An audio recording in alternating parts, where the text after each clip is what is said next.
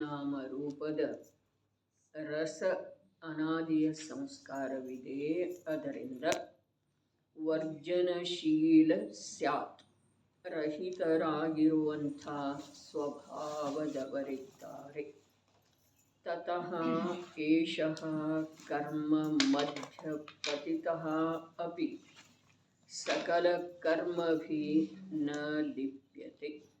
ತತಃ ಆ ಕಾರಣದಿಂದ ಏಷಃ ಸಮ್ಯಕ್ ದೃಷ್ಟಿ ಜೀವನು ಕರ್ಮದ ಉದಯ ಜನಿತವಾದ ಅನೇಕ ಪ್ರಕಾರದ ಭೋಗ ಸಾಮಗ್ರಿಗಳಿವೆ.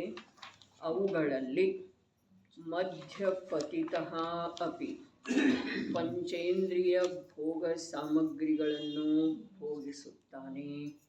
ಸುಖ ದುಃಖಗಳಿಗೆ ಪ್ರಾಪ್ತನಾಗುತ್ತಾನೆ. ಆದಾಗ್ಯೂ ಸಕಲ ಕರ್ಮಭಿ 8 ಪ್ರಕಾರದ ಯಾವ ಜ್ಞಾನಾವರಣಾದಿ ಕರ್ಮಗಳಿವೆ ಅವುಗಳ ಮೂಲಕ ನ ಲಿಪ್ಯತೆ ಬಂಧಿಸಲ್ಪಡುವುದಿಲ್ಲ. ಭಾವಾರ್ಥವು ಹೀಗಿದೆ. ಅಂತರಂಗದ ಸ್ನಿಗ್ಧತೆಯು ಇಲ್ಲದಿರುವುದರಿಂದ ಅವನಿಗೆ ಬಂಧವಾಗುವುದಿಲ್ಲ, ನಿರ್ಜರೆಯಾಗುತ್ತದೆ. ಕಳೆದ 4 ಕಲಶಗಳಿಂದ ಅವನ ಅಂತರಂಗದೊಳಗ ರಾಗರಹಿತತೆ ಇದೆ ಅನ್ನುವ ವಿಷಯವನ್ನು ಸ್ಪಷ್ಟ ಮಾಡ್ತಾ ಇದ್ದಾರೆ. ಸಮ್ಯಕ್ ದೃಷ್ಟಿ ಜೀವ ಅಂತರಂಗದೊಳಗ ಸ್ನಿಗ್ಧತೆ ಇಲ್ಲದೆ ಇರುವ ಕಾರಣ ಪಂಚೇಂದ್ರಿಯದ ಭೋಗ ಸಾಮಗ್ರಿಗಳ ಅವನ ಸಂಯೋಗದೊಳಗೆ ಇದ್ದರನು, ಅವುಗಳನ್ನು ಭೋಗಿಸಿದರನು, ಅವುಗಳ ಮೂಲಕ ಸುಖ ದುಃಖಗಳಿಗೆ ಅವನು ಪ್ರಾಪ್ತ ಆದರನು ಕೂಡ ಅವನಿಗೆ ಜ್ಞಾನಾವರಣಾದಿ ಕರ್ಮಗಳ ಬಂಧ ಆಗುವುದಿಲ್ಲ. ಬಹಳ ವಿಶಿಷ್ಟವಾದಂಥ ವಿಷಯ ಇದೆ ರೀ. ಸಮ್ಯಕ್ ದರ್ಶನದ ಮಹಿಮಾ, ಸ್ವರೂಪ ಸ್ಥಿರತೆಯ ಮಹಿಮಾ. ಅರೇ ಸ್ವರೂಪ ಸ್ಥಿರತೆಯ ಮಾತನ್ನಂತೂ ಯಾರೂ ಹೇಳೋ ಸಾಧ್ಯ ಇಲ್ರಿ. ಆದ್ರೆ ಸಮ್ಯಕ್ ದರ್ಶನ ಬರೇ ಅಂತಃ ತತ್ವದ ಯಾವ ಪರಿಚಯ ಅನುಭೂತಿ ಪೂರ್ವಕ ಅಭೇದತೆಯ ಪೂರ್ವಕ ಆಗಿದೆಯೋ ಆ ಪರಿಚಯದಿಂದ ಆ ಅನುಭೂತಿಯಿಂದ ಆ ಜೀವನಿಗೆ ಯಾವ ಪ್ರಕಾರದ ಲೋಕೋತ್ತರ ಲಾಭ ಆಗ್ತಿದೆ ಅನ್ನುವ ಮಾತು ಹೇಳ್ತಾ ಇದ್ದಾರೆ. ಅರೇ ಮಿಥ್ಯಾದೃಷ್ಟಿ ಜೀವ ಭೋಗ ಸಾಮಗ್ರಿಗಳಿಂದ ದೂರ ಹೋಗಿದ್ರನೂ ಕೂಡ ಅವನಿಗೆ ಎಲ್ಲ ಪಾಪ ಪ್ರಕೃತಿಗಳ ಬಂಧ ಆಗ್ತಾ ಇರ್ತಿದೆ. ಪುಣ್ಯದ್ದಾಗುವುದಿಲ್ಲನ? ಪುಣ್ಯದ್ದನೂ ಆಗ್ತಿದೆ ರೀ. ಪುಣ್ಯ ಪ್ರಕೃತಿಗಳದ್ದನೂ ಬಂಧ ಆಗ್ತಿದೆ. ಒಂದು ಮಾತು ಇದೆ, ಆತ್ಮಾರ್ಥಿ ಜೀವದ ಸಲುವಾಗಿ ಭವಚಕ್ರದಿಂದ ಜನ್ಮ ಮರಣಗಳ ಪರಂಪರೆಯಿಂದ ಯಾರಿಗೆ ಬೇರೆಯಾಗುವ ಭಿನ್ನವಾಗುವ ಅಭಿಲಾಷೆಯ ಆಂತರ್ಯದೊಳಗೆ ಜಾಗೃತ ಆಗಿದೆಯೋ, ಯಾರಿಗೆ ಜನ್ಮ ಮರಣದ ಭಯಂಕರ ಪೀಡೆ ಲಕ್ಷ್ಯದೊಳಗೆ ಬಂದಿದೆಯೋ, ಯಾರಿಗೆ ಜೀವನ ಪರ್ಯಂತ ದೇಹ ಮತ್ತು ಇಂದ್ರಿಯಗಳ ವಶವಾಗಿ ಇರುವಂಥ ಪರಾಧೀನತೆಯ ದುಃಖ ಭಾಸಿತ ಆಗಿದೆಯೋ, ಅವರ ಒಂದು ಮಾತನ್ನು ತಿಳ್ಕೊಳ್ಳೋದು ಅತ್ಯಂತ ಅವಶ್ಯಕ ಇದೆ. ಏನದ? ಕಷಾಯಗಳ ಮಂದ ಆಗುವಂಥ ಕಾರಣಗಳ ಬೇಕಾದಷ್ಟು ದೊರಕಿದರನು, ಕಷಾಯಗಳ ಅತ್ಯಂತ ಮಂದಾಗಿ ಹೋದ್ರನು ಕೂಡ ಮಿಥ್ಯಾತ್ವದ ಸದ್ಭಾವದೊಳಗ ಎಲ್ಲ ಪಾಪ ಪ್ರಕೃತಿಗಳ ಬಂಧ ಆಗ್ತಾ ಇರ್ತಿದೆ. ಮಿಥ್ಯಾತ್ವದ ಸದ್ಭಾವದೊಳಗ ಬೇಕಾದಷ್ಟು ಕಷಾಯ ಮಂದತೆಯ ನಿಮಿತ್ತಗಳ ಉಪಲಬ್ಧ ಇದ್ರನು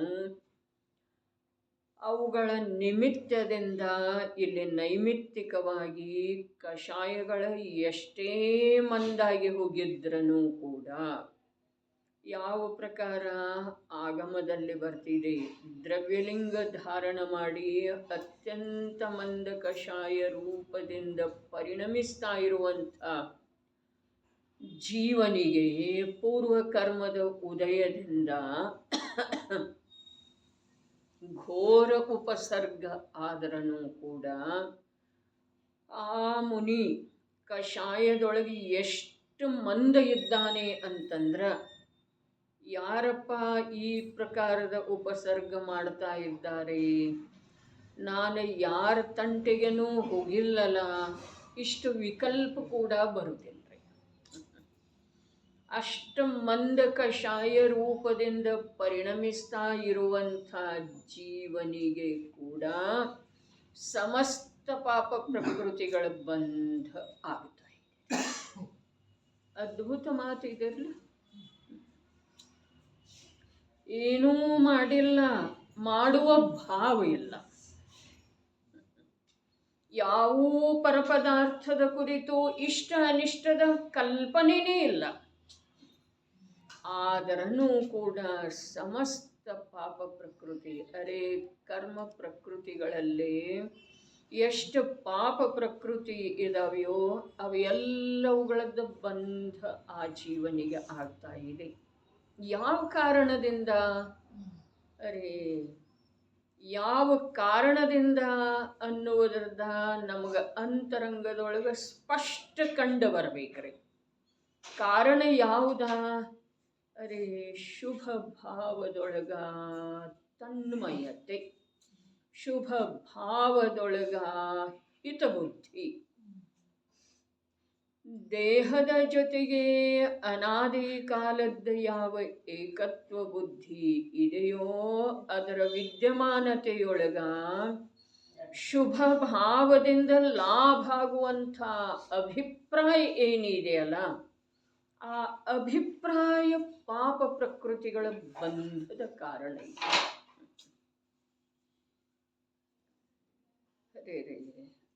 ಅಶುಭದಿಂದ ಸರ್ವಥಾ ದೂರ ಹೋಗಿದನೆ ಈ ಜೀವ ಅನಂತ ಬಾರಿ.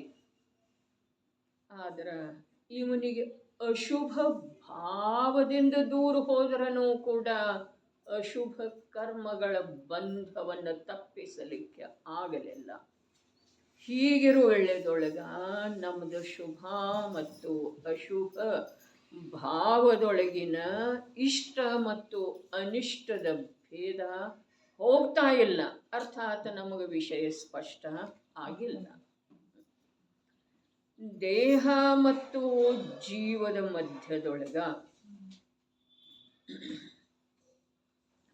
ಅರೂಪಿ ಚೈತನ್ಯ ಸ್ವರೂಪದ ಆತ್ಮ ಮತ್ತು ರೂಪಿ ಜಡ ಸ್ವರೂಪದ ದೇಹದ ಮಧ್ಯದೊಳಗ ಯಾವ ಅತ್ಯಂತ ಭಿನ್ನತೆ ಇದೆಯೋ ಅದು ನಮ್ಮ ಜ್ಞಾನಕ್ಕ ನಿರ್ಣಯ ಆಗಿಲ್ಲ. ಮಾತು ಎರಡು ಅದಾವ ನೋಡ್ರಿ. ಅನಂತ ಸಂಸಾರಕ್ಕೆ ಕಾರಣೀಭೂತವಾದಂಥ ಮಾತು ಎರಡು ಅದಾವ. ಏನ? ಅರೂಪಿ ಚೈತನ್ಯ ಸ್ವರೂಪಿಯಾದಂಥ ಆತ್ಮ ಮತ್ತು ರೂಪಿ ಜಡ ಸ್ವರೂಪವಿರುವಂಥ ದೇಹದ ಮಧ್ಯದೊಳಗ ಯಾವ ಭಿನ್ನತೆ ಇದೆ ಅದು ನಮ್ಮ ಜ್ಞಾನಕ್ಕ ನಿರ್ಣಯ ಆಗಿಲ್ಲ. ಒಂದು ಮಾತು. ಎರಡನೇ ಮಾತು ಇದೆ, ಶುಭ ಮತ್ತು ಅಶುಭ ಎರಡೂ ನನ್ನ ಸ್ವಭಾವದ ಉಪಲಬ್ಧಿಗೆ ಬಾಧಕ ಇದ್ದಾವೆ. ನನ್ನ ಸ್ವಭಾವದ ಉಪಲಬ್ಧಿ ಯಾವ ರೀತಿಯ ಅಶುಭ ಪರಿಣಾಮಗಳಿಂದ ಆಗುವುದಿಲ್ಲವೋ ಅದೇ ರೀತಿ ಶುಭ ಪರಿಣಾಮಗಳಿಂದ ಕೂಡ ಆಗದೇ ಇರುವಂಥ ವಸ್ತು ಸ್ವರೂಪ ಇರುವೆಳೆದೊಳಗೂ ಕೂಡ ನನಗೆ ಶುಭದ ಕುರಿತು ಅಪನತ್ವದ ಭಾವ ಅಖಂಡ ಇದೆ. ಅಖಂಡ ಇದೆ ಅಂಥೇಳಿ ಈ ಅಖಂಡತೆಯನ್ನು ಹೇಳ್ತಲ್ಲ, ಇದು ಕೇವಲ ಆಗಮದ ಅಭ್ಯಾಸದ ಬಲದಿಂದ, ಜೀವನದೊಳಗಲ್ಲ. ಓದೋ ವೇಳೆದೊಳಗೆ, ತಿಳಿಯೋ ವೇಳೆದೊಳಗೆ, ಕೇಳೋ ವೇಳೆದೊಳಗೆ ನಮಗೆ ಏನಿದೆ, ಅಖಂಡ ಶುಭದ ಕುರಿತು ಅಪನತ್ವ ಇದೆ ರೀ.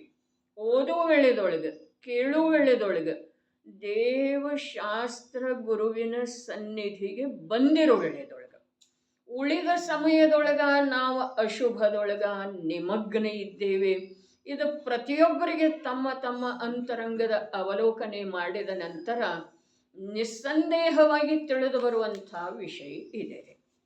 ಆದರೆ ನಾವು ನಮ್ಮ ಅಂತರಂಗದ ಅವಲೋಕನೆ ಮಾಡ್ತಾ ಇಲ್ಲ. ಯಾಕೆ ಅಂತಂದ್ರೆ ಅದಕ್ಕೂ ಕಾರಣ ಇದೆ. ಅದಕ್ಕೆ ಕಾರಣ ಏನಿದೆ ಅಂತಂದ್ರೆ, ನಮಗೆ ಈ ಜನ್ಮ ಮರಣಗಳ ಚಕ್ರದಲ್ಲಿ ಸಿಲುಕಿಕೊಂಡ ಜೀವನದ ತುಂಬೆಲ್ಲ ಪ್ರತಿ ಸಮಯಕ್ಕೆ ಇಂದ್ರಿಯ ಮತ್ತು ವಿಷಯಗಳ ಪರಾಧೀನತೆಯೊಳಗ ಅನುಭವಿಸ್ತಾ ಇರುವಂಥ ದುಃಖ ಲಕ್ಷ್ಯದೊಳಗೆ ಬರ್ತಾ ಇಲ್ಲ. ನಮಗೆ ಅಲ್ಲಿ ಕೆಲವೊಮ್ಮೆ ಸುಖ ಅನ್ನಿಸ್ತಿದೆ, ಕೆಲವೊಮ್ಮೆ ದುಃಖ ಅನ್ನಿಸ್ತಿದೆ. ನಿತಾಂತ ದುಃಖ ಇದೆ ಅನ್ನೋದು ನಮ್ಮ ಲಕ್ಷ್ಯದೊಳಗೆ ಬಂದಿಲ್ಲ. ಅಂಥೇಳಿ ನಮಗೆ ಈ ನಿರ್ಜನ ತತ್ವದ ಸ್ವರೂಪ ತಿಳಿದು ಬರೋದ ಬಹಳ ಕಠಿಣ ಇದೆ ರೀ. ಕಠಿಣ ಅಂಥೇಳಿ ಹೇಳೋದು ಬೇಕಿಲ್ಲ, ಅಸಾಧ್ಯನ ಇದೆ ರೀ. ಅರೇ 9ನೇ ಗ್ರೈವೇಯಕ ಯೋಗ್ಯ ಮಂದ ಕಷಾಯದ ಸಮಯದೊಳಗ ನಮಗ ಆತ್ಮತತ್ವ ಜಡ ದೇಹ ತತ್ವದಿಂದ ಭಿನ್ನ ಇರುವುದ ಲಕ್ಷ್ಯದೊಳಗೆ ಬರಲಿಲ್ಲ ಅಂದ ಮೇಲೆ ಈಗೇನಾಗೋದಿದೆ ರೀ. ನಿನ್ನೆ ಚರ್ಚೆ ಆಗಿತ್ತಲ್ಲ, ಏನಾಗಿತ್ತು? ನರಕದೊಳಗ ಸಾಗರೋಪಮ ಕಾಲದವರೆಗೆ ಒಂದು ಸಮಯದ್ದನೂ ಸಾತ ಇಲ್ಲದೇ ಇರುವೆಳೆದೊಳಗೂ ಕೂಡ ನಮಗೆ ಈ ದುಃಖ ನಾನು ಯಾವ ಕಾರಣದಿಂದ ಭೋಗಿಸಬೇಕಾಗಿದೆ, ಈ ದುಃಖದ ಕಾರಣ ರೂಪದ ದೋಷ ಅಥವಾ ಅಪರಾಧ ನನ್ನಿಂದ ಏನಾಗಿದೆ ಅನ್ನೋದರ ಕಡೆಗೆ ನಾವು ಲಕ್ಷ್ಯ ಹರಿಸಲಿಲ್ಲ, ಗಂಭೀರತೆಯಿಂದ ಯೋಚನೆ ಮಾಡಲಿಲ್ಲ. ನಿನ್ನೆ ವಿಚಾರ ಮಾಡಲಿಕ್ಕೆ ಹೇಳಿದ್ದಿತ್ತು ವಿಷಯ. 2 ಸರಿ 3 ಸರಿ 4 ಸಾರಿ ಅಥವಾ ಅನೇಕ ಗಂಟೆಗಳವರೆಗೆ ಸ್ವಾಧ್ಯಾಯ ನಮ್ಮ ಜೀವನದಲ್ಲಿ ನಡೀತಾ ಇತ್ತು ಅಂತಂದ್ರೆ, ಒಂದು ಸ್ವಲ್ಪ ಸಮಯ ಇಲ್ಲಿ ಹೇಳಿರುವಂಥ ವಿಷಯದ ವಿಚಾರ ಶಾಂತ ಚಿತ್ತದಿಂದ ಮಾಡಿದರೆ ಆ ಸ್ವಾಧ್ಯಾಯಕ್ಕನೂ ಪೋಷಕ ಆಗ್ತಿದೆ ರೀ, ಆ ವಾಚನಕ್ಕನೂ ಪೋಷಕ ಆಗ್ತಿದೆ, ಇಲ್ಲಿ ನಡೆದಿರುವಂಥ ವಿಷಯ ತಿಳ್ಕೊಳ್ಳಿಕ್ಕೂ ಅನುಕೂಲ ಆಗ್ತಿದೆ. ಅಲ್ಲಿ ನಮಗೆ ಭೇದ ಜ್ಞಾನ ಆಗಲಿಲ್ಲ ಅಂದಮೇಲೆ ಇಲ್ಲಿ ಹೇಗ ಆಗೋದ? 2 ಮಾತು ಹೇಳಿದ್ದಿತ್ತು. ನನ್ನ ಬುದ್ಧಿಯೊಳಗಿಂದ ಅದರ ನಿರ್ಣಯ ಆಗೋ ತನಕ ಅದು ಬುದ್ಧಿಯೊಳಗೆ ಇರ್ತಿದೆ ರೀ. 2 ಮಾತು ಏನು ಹೇಳಿದ್ದಿತ್ತು? ಜೀವನ ತುಂಬೆಲ್ಲ ಧರ್ಮಾಚರಣೆ ಮಾಡಿದ್ದು ಇದೆ, ಶಾಸ್ತ್ರ ಸ್ವಾಧ್ಯಾಯ ಅಧ್ಯಯನ ಮಾಡಿದ್ದು ಇದೆ. ಆದರೆ ಶರೀರದೊಳಗ ಅಸಹ್ಯ ವೇದನೆಯನ್ನುಂಟು ಮಾಡುವಂಥ ದಶಾವಿಶೇಷ ಪ್ರಕಟ ಆದ ನಂತರ ಈ ಜೀವಕ್ಕ ಈ ಶರೀರ ಪರಂಪರೆದ ಸರ್ವಥಾ ಅಭಾವ ಆಗಿ ಹೋಗುವ ರೂಪದ ಯಥಾರ್ಥ ವಿಚಾರ ಅಂತರಂಗದೊಳಗ ನೆಲೆಗೊಳ್ಳುವುದಿಲ್ಲ. ಕರ್ಮ ಅಂತೇವೆ, ಅದಂತೇವೆ, ಇದಂತೇವೆ, ಆದ್ರೆ ಶಾಶ್ವತ ರೂಪದಿಂದ ದೇಹ ಪರಂಪರೆಗಿನ ಕೊನೆ ಬರುವಂಥ ವಿಚಾರ ನಮ್ಮ ಅಂತರಂಗದೊಳಗೆ ಬರುವುದಿಲ್ಲ. ಯಾರ ಅಂತರಂಗದೊಳಗ? ಯಾರ ಜೀವನ ತುಂಬೆಲ್ಲ ಅನೇಕ ವರ್ಷ ಜನಶಾಸನದ ಜೊತೆಗೆ ಇದ್ದಾರೆ, ಬಾಹ್ಯ ಅನೇಕ ಆಚರಣೆಗಳನ್ನು ಜಗತ್ತು ಆಶ್ಚರ್ಯಪಡುವ ಹಾಗೆ ಮಾಡಿದ್ದಾರೆ. ಆದರೆ ಆ ಯಾವ ಪ್ರತಿಕೂಲ ಪ್ರಸಂಗ ಇದೆಯೋ ಅಲ್ಲಿ ಈ ಪ್ರತಿಕೂಲ ಪ್ರಸಂಗಕ್ಕೆ ಕಾರಣ ನನ್ನ ಬಹಿರ್ದೃಷ್ಟಿ ಇದೆ ಅನ್ನೋದರ ಕಡೆಗೆ ಗಂಭೀರವಾಗಿ ಈ ಜೀವ ಆಲೋಚನೆ ಮಾಡುವುದಿಲ್ಲ. ಇದು ಒಂದು ಮಾತು ಹೇಳಿತ್ತು. ಇನ್ನೊಂದು ಮಾತು ಏನು ಹೇಳಿತ್ತು? ನರಕದ ಮಾತು ಹೇಳಿದ್ರಿ. ಹಾಗಾದರೆ ಇಲ್ಲಿ ನಮಗೆ ಕೆಲವೊಮ್ಮೆ ಸುಖ ಅನ್ನಿಸ್ತಿದೆ, ಕೆಲವೊಮ್ಮೆ ಅನುಕೂಲ ಅನ್ನಿಸ್ತಿದೆ, ಕೆಲವೊಮ್ಮೆ ಯಾವಾಗಲೇ ಪ್ರತಿಕೂಲ ಅನ್ನಿಸ್ತಿದೆ. ಆ ಪ್ರತಿಕೂಲತೆಯನ್ನ, ಭಾವಿ ಅನುಕೂಲವನ್ನು ದೃಷ್ಟಿಯೊಳಗೆ ಇಟ್ಕೊಂಡು ಮರೀತೇವ್ರಿ. ಆದ್ರೆ ಅಲ್ಲಿ ಏನು ಇರಲಿಲ್ಲಲ್ಲ, ಅಲ್ಲಿ ಯಾಕಾಗಲಿಲ್ಲ? ಜ್ಞಾನದ ಕ್ಷಯೋಕ್ಷಮ ಇತ್ತು. ಬಂತೆನ ವಿಚಾರ ಹಗಲಿ ರಾತ್ರಿ, ತಿನ್ನು ವೇಳೆದೊಳಗೆ, ಉಣ್ಣು ವೇಳೆದೊಳಗೆ, ಮಲ್ಕೊಂಡಿರೋ ವೇಳೆದೊಳಗೆ, ಕೆಲಸ ಮಾಡ್ತಾ ಇರೋ ವೇಳೆದೊಳಗೆ ಈ ವಿಚಾರ ಬಂತೆನ, ಈ ವಿಚಾರ ನಡೀತೆನ, ಏನು ಇಲ್ಲೇ ಇಟ್ಟು ಹೋಯ್ತು ಅಂತಂದ್ರೆ ಯಾವ ಪ್ರಯೋಜನನೂ ಆಗುವುದಿಲ್ರಿ. ಅದೇ ಯಾವ ಪ್ರಕಾರ ಇದೆಯೋ ಆ ಪ್ರಕಾರ ಇಲ್ಲಿ ಇನ್ನೊಂದು ಮಾತು ಇದೆ. ಬರೇ ಆತ್ಮನ ಅನುಭೂತಿ ಆದ ನಂತರ ಜೀವನಿಗೆ ನಿನ್ನೆದ ಚರಣಾನುಯೋಗದ ಮಾತಿತ್ರಿ. 5 ಅಣುವ್ರತಗಳ ಪರಿಪಾಲನೆ ಆಗಬೇಕಾದ್ರೆ 7 ಸಪ್ತಶೀಲಗಳದ್ದ ಅಂಗೀಕಾರ ಮಾಡಬೇಕಾಗ್ತಿದೆ ಅನ್ನೋದು ಚರಣಾನುಯೋಗದ ಕಥನಿತ್ತು. ಇಲ್ಲಿ ದ್ರವ್ಯಾನುಯೋಗದ ಅನುರೂಪವಾಗಿ ದೃಷ್ಟಿ ಪ್ರಧಾನ ಯಾವ ವಿವೇಚನೆ ನಡೆದದ್ದು ಇದೆ, ಆ ವಿವೇಚನೆಗೆ ಅನುರೂಪವಾಗಿ ಇಲ್ಲಿ ಹೇಳ್ತಾ ಇದ್ದಾರೆ. ಸಮ್ಯಕ್ ದರ್ಶನ ಆಯಿತು ಅಂತಂದ್ರ ಆ ಜೀವಕ್ಕ ಶರೀರ, 5 ಇಂದ್ರಿಯಗಳ, ಮನಸ್ಸ ಮತ್ತು ಅವುಗಳ ವಿಷಯ ಸಾಮಗ್ರಿಗಳ ದೊರಕಿದರನೂ ಕೂಡ, ಅವುಗಳನ್ನು ಭೋಗಿಸ್ತಾ ಇದ್ರೂ ಕೂಡ ಆ ಜೀವ ಅವುಗಳಿಂದ ಸುಖಿ ದುಃಖಿ ಆಗ್ತಾ ಇದ್ರೂ ಕೂಡ ಅವನಿಗೆ ಕರ್ಮದ ಬಂಧ ಆಗುವುದಿಲ್ಲ, ನಿರ್ಜರೆ ಆಗ್ತಿದೆ. ನಿರ್ಜರಾಧಿಕಾರ ಇದೆ. ನಿರ್ಜರೆ ಸ್ವರೂಪವನ್ನು ಹೇಳ್ತಾ ಇದ್ದಾರೆ. ದೃಷ್ಟಿಯ ಬಲದಿಂದ ಆಗುವಂಥ ನಿರ್ಜರೆಯನ್ನು ಹೇಳ್ತಾ ಇದ್ದಾರೆ. ಅಲ್ಲಿ ದೃಷ್ಟಿಯ ಬಲದಿಂದನ ಪಾಪಕರ್ಮಗಳದ್ದು ಬಂಧ ಆಗ್ತಾ ಇತ್ರಿ. ಕಷಾಯದೊಳಗೆ ಮಂದತೆ ಇರುವಳೆದೊಳಗೂ ಕೂಡ ದೃಷ್ಟಿಯ ವಿಪರೀತತೆಯ ಬಲದಿಂದ ಎಲ್ಲ ಪಾಪ ಪ್ರಕೃತಿಗಳದ್ದು ಬಂಧ ಆಗ್ತಾ ಇತ್ತು. ಇಲ್ಲಿ ಕಷಾಯದೊಳಗೆ ತೀವ್ರತೆ ಕಂಡ್ರೂ ಕೂಡ ಭೋಗಾಸಕ್ತಿ ಇದೆ, ಭೋಗಿಸ್ತಾ ಇದ್ದಾನೆ, ಸಂಗ್ರಹ ಮಾಡ್ತಾ ಇದ್ದಾನೆ, ಸಂರಕ್ಷಣೆ ಮಾಡ್ತಾ ಇದ್ದಾನೆ, ಅದು ಕಳೆದು ಹೋದ್ರೆ ದುಃಖಿನೂ ಆಗ್ತಾ ಇದ್ದಾನೆ. ಅಸಾವಧಾನತೆಯಿಂದ ಪಾಪೋದಯದಿಂದ ಧನಾದಿಗಳ ಹೊರಟೋದು ಅಂತಂದ್ರೆ ದುಃಖಿನೂ ಆಗ್ತಾ ಇದ್ದಾನೆ. ಆದರೂ ಕೂಡ ಈ ಎಲ್ಲ ಪರಿಣಾಮಗಳ, ತೀವ್ರ ಪರಿಣಾಮಗಳ ಕಾರಣದಿಂದ ಅವನಿಗೆ ಬಂಧ ಆಗ್ತಾ ಇಲ್ಲ. ಆಶ್ಚರ್ಯದ ಮಾತು ಇದೆಯಲ್ಲ, ಗಮನ ಹರಿಸುವಂಥ ಮಾತು ಇದೆಯಲ್ಲ, ಆದರೆ ನಮಗೆ ಯಾವುದರ ಕುರಿತು ಆಶ್ಚರ್ಯ ಆಗ್ತಾನೇ ಇಲ್ಲ. ಏನಿದೆ? ಭೋಗಿಸ್ತಾ ಇದ್ದಾನೆ, ಸುಖಿ ದುಃಖಿ ಆಗ್ತಾ ಇದ್ದಾನೆ, ಪದಾರ್ಥಗಳ ಸಂಗ್ರಹ ಮಾಡ್ಕೊಳ್ತಾ ಇದ್ದಾನೆ, ಬುದ್ಧಿಪೂರ್ವಕ ಉದ್ಯಮ ಮಾಡ್ತಾ ಇದ್ದಾನೆ. ಲೋಕದೊಳಗೆ ಕಂಡು ಬರ್ತಿದೆ. ಬರೀ ಕಂಡು ಬರೋದೇನ, ಅವ ಹಾಗೆ ಅದನ್ರಿ. ಹಾಗೆ ಇರುವೆಳೆದೊಳಗೂ ಕೂಡ ಕೊನೆಗೆ ಒಂದು ಭಾವಾರ್ಥ ಹೇಳಿದ್ರಲ್ಲ ಟೀಕಾಕಾರ. ಏನು ಹೇಳಿದ್ರು? ಅಂತರಂಗದ ಸ್ನಿಗ್ಧತೆಯೂ ಇಲ್ಲದಿರುವುದರಿಂದ ಅವನಿಗೆ ಬಂಧವಾಗುವುದಿಲ್ಲ. ಬಂಧ ಆಗುವುದಿಲ್ಲ ಅಷ್ಟೇ ಅಲ್ಲ, ನಿರ್ಜರೆ ಆಗ್ತಿದೆ. ಯಾವಾಗ? ಸುಖಿ ದುಃಖಿ ಆಗುವೆಳೆದೊಳಗೆ. ಸುಖಿ ಆತ್ಮನ ಶ್ರದ್ಧೆಯಿಂದ ಅಲ್ಲ, ಸುಖಿ ಯಾವುದರಿಂದ? ವಿಷಯ ಸಾಮಗ್ರಿಯ ಭೋಗದಿಂದರಿ. ಭೋಗಿಸೋದನ್ನೇ ಇಲ್ಲ, ಹೀಗೆ ಮಾತಿಲ್ಲ. ಅವುಗಳ ಭೋಗದಿಂದ ಸುಖಿ ಆಗ್ತಾನ್ರಿ. ಭೋಗದ ಅಪ್ರಾಪ್ತಿಯೊಳಗೆ ದುಃಖಿ ಆಗತಾನೆ. ಇದೇನೆಲ್ಲ ವಿಶೇಷ ಮಾತ. ಎಲ್ಲಿ ಇದೆ ಸ್ನಿಗ್ಧತೆ, ಎಲ್ಲಿ ಇದೆ ರೂಕ್ಷತೆ, ಅವ ಬೆಟ್ಟದ ಶಿಲೆಯ ಮೇಲೆ ದ್ರವ್ಯಲಿಂಗ ಧಾರಣ ಮಾಡಿ ಕೂತಿದ್ದಾನೆ. ಅವನಲ್ಲೇ ಸ್ನಿಗ್ಧತೆ ಯಾವುದರದ್ದು ಇದೆ ರೀ? ಯಾವ ಭೋಗ ಸಾಮಗ್ರಿಗಳಿದ್ದಾವೆ ಅವನಲ್ಲೇ? ತ್ಯಾಗದ ಕುರಿತಾಗಿ, ಶರೀರದ ವ್ರತ ರೂಪದ ಅವಸ್ಥೆಯ ಕುರಿತಾಗಿ ಅವನಲ್ಲಿ ಏಕತ್ವ ಭಾವ ಇದೆ. ಶರೀರದ ಮೂಲಕ ಯಾವ ಧರ್ಮಾಚರಣೆ ಮಾಡ್ತಾ ಇದ್ದಾನಲ್ಲ ಅದರ ಕುರಿತು ಅವನಿಗೆ ಅಭಿಮಾನ ಇದೆ, ಏಕತ್ವ ಇದೆ.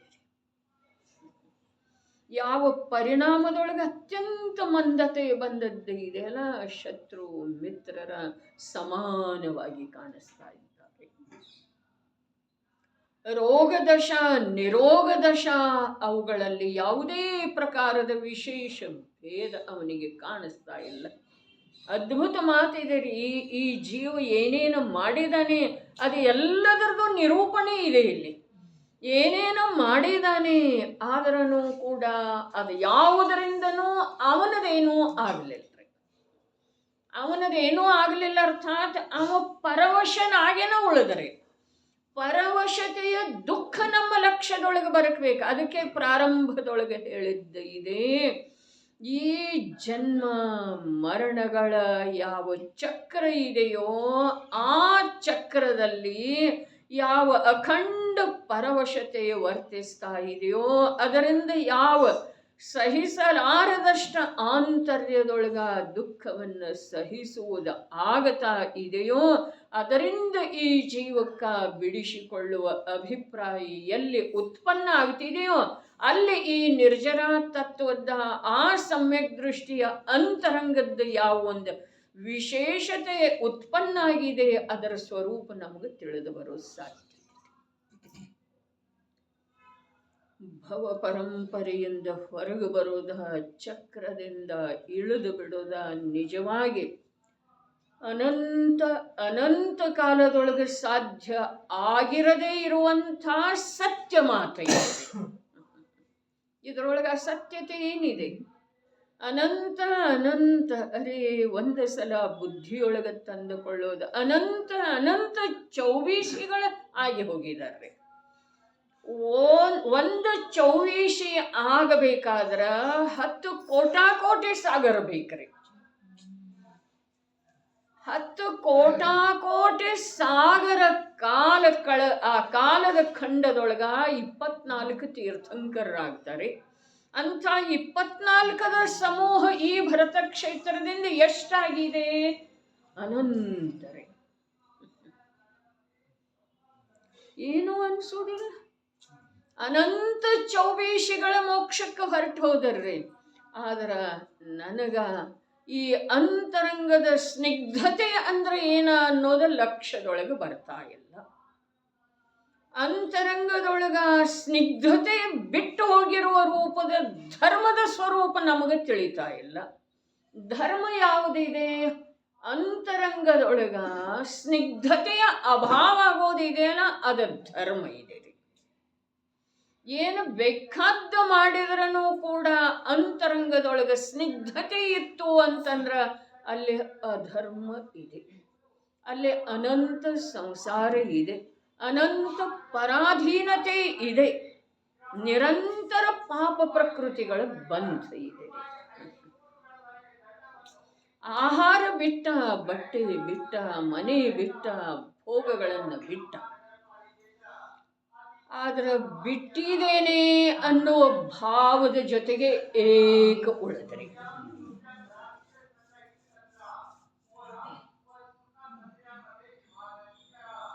ಇದನ್ನ ಸ್ಥೂಲ ರೂಪದಿಂದ ಅಪ್ಪಾಜಿ ಹೇಳ್ತಿದ್ದಾರಲ್ಲ, ನಮ್ಮ ಸ್ಥೂಲ ಬುದ್ಧಿಯ ಜೀವರುಗಳಿಗೆ ನಾ 8 ಲಕ್ಷದ ಆಸ್ತಿ ಒದ್ದು ಬಂದಿದೆ.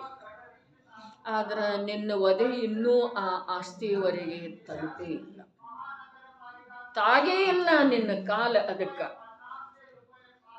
ಯಾರು ಬಿಟ್ಟು ಬಂದಿದ್ದಾರೋ ಅವರು ಬಿಟ್ಟಿದ್ದೇನಂತ ಹೇಳುವುದಿಲ್ಲ. ಅರೇ ಅಯೋಗ್ಯ ಕಾರ್ಯವನ್ನು ಬಿಟ್ಟ ನಂತರ ನಾನು ಬಿಟ್ಟಿದ್ದೇನೆ ಯಾರು ಹೇಳೋ ಸಾಧ್ಯ ಇದೆ ರೀ? ನಿಂದಾತ್ಮಕವಾದಂಥ ಪ್ರವೃತ್ತಿ, ಅಭಿಪ್ರಾಯ, ಲೋಕದೊಳಗೆ ಲಜ್ಜಿತಾಗುವಂಥ ಕಾರ್ಯವನ್ನು ಬಿಟ್ಟ ನಂತರ ನಾ ಅದು ಬಿಟ್ಟಿದ್ದೇನೆ ಅಂತ ಹೇಳಿ ಆಗ ಹೇಳೋ ಸಾಧ್ಯ ಇದೆ ಹೇಳ್ರಿ. ಅದನ್ನು ಬುದ್ಧಿಯೊಳಗಡೆ ಹಾಗೆ ತರೋ ಸಾಧ್ಯ ಇದೆ ರೀ? ನನ್ನ ಕಾಲ ತಪ್ಪಿ ಕೆಸರಿನೊಳಗೆ ಹೋಗಿತ್ತು, ಸಗಣಿಯೊಳಗೆ ಹೋಗಿತ್ತು, ಅದನ್ನು ನಾನು ತೊಳ್ಕೊಂಡಿದ್ದೇನೆ. ಯಾರು ಹೇಳ್ತಾರ್ರಿ? ಯಾರು ಹೇಳ್ತಾರೆ ಹೇಳ್ರಿ?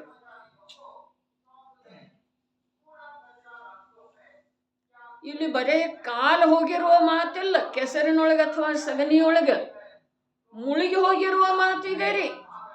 ನಾ ಮುಳುಗಿದ್ದಿನ ಕೊಳಚು ಮಲದ ಕುಂಡದೊಳಗೆ ಮುಳುಗಿದ್ದಿನ ಯಾರು ಬಂದು ಹೇಳ್ಬೋದ್ರಿ? ತಪ್ಪಿ ಒಂದು ವೇಳೆ ಯಾವನಾದರೂ ಬಿದ್ದಂತ ಹೇಳಿ ತಿಳ್ಕೊಳ್ರಿ.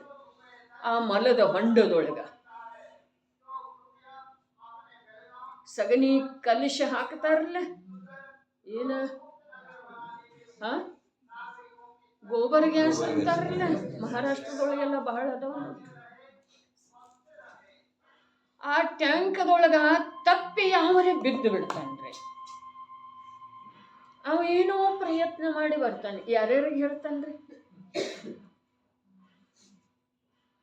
ಯಾರ್ಯಾರಿಗೆ ಹೇಳ್ತಾನ್ರಿ? ಸಾಧ್ಯನೇ ಇಲ್ಲ. ಹಾಗಾದ್ರೆ ಅದಕ್ಕಿಂತ ನಿಕೃಷ್ಟ ಸ್ಥಾನದೊಳಗೆ ಈ ಜೀವದ ಪರಿಣಾಮ ಒಂದಾಗ್ತಾ ಇದೆ. ಅದನ್ನು ಬಿಟ್ಟಿದ್ದೇನೆ ಅಂತ ಹೇಳಿ ಹಾಗೆ ಹೇಳವ್ರಿ. ಬಿಟ್ಟಾವ